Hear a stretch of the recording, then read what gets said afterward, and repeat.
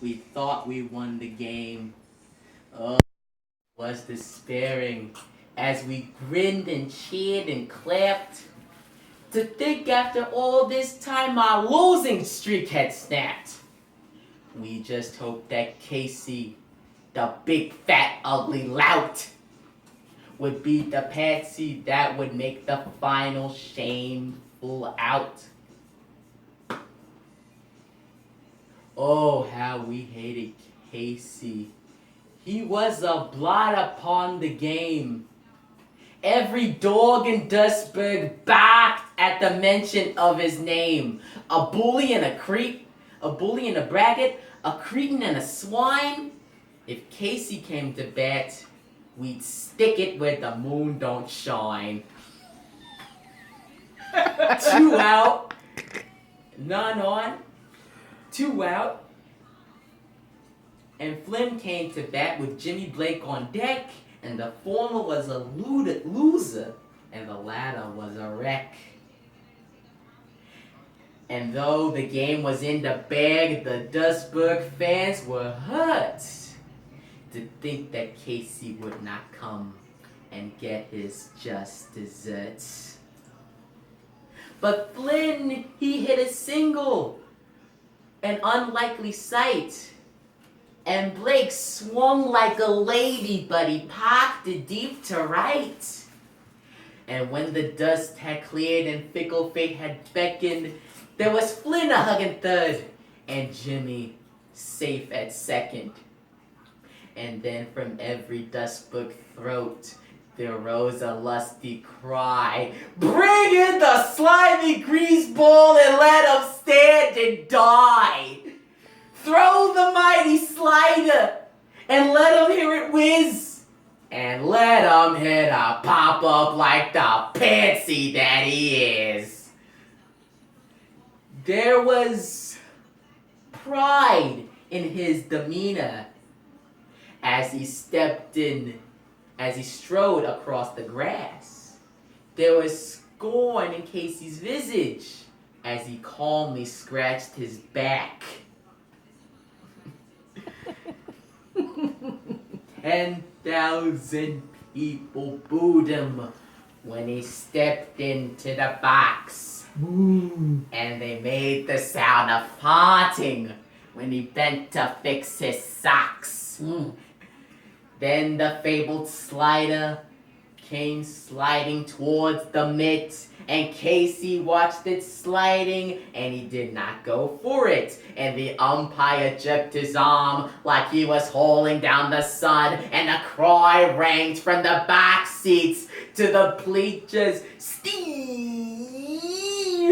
one! 10,000 Dustburg fans cried. Dustburg partisans cried a mighty cheer. The pigeons in the rafters cramped and ruined all the beer. You stupid, lazy, filthy, ignorant, rotten son of a gun! We all yelled at Casey. And then came the second one, and it was a hero's fastball. It came across the plate, and according to the radar, it was going 98, and according to the umpire, it came in straight and true, and the cry rang from the toilets to the pulpits. Right to 10,000 Dustburg fans arose in joyful loud derision to question Casey's salary, his manhood, and his vision. Then, while the Dustburg pitcher put the raisin on the ball, 10,000 people hooted to think of Casey's fall. Oh, the fury in Casey's visage as he spat tobacco juice, and he heard the little children screaming violent abuse. Casey knocked the dirt from off his spikes, reached down and eased his pants. What's the matter? Did you lose him? Cried a lady in the stands.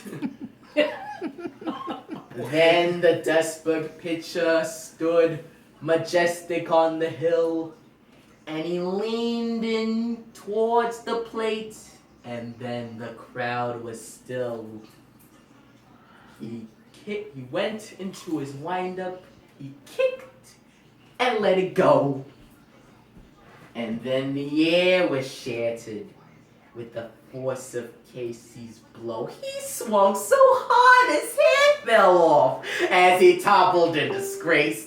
And the Duisburg catcher held the ball, and the crowd tore up the place with Casey lying in the dirt. Amid the boos and jeers, we threw wieners down at him and other souvenirs.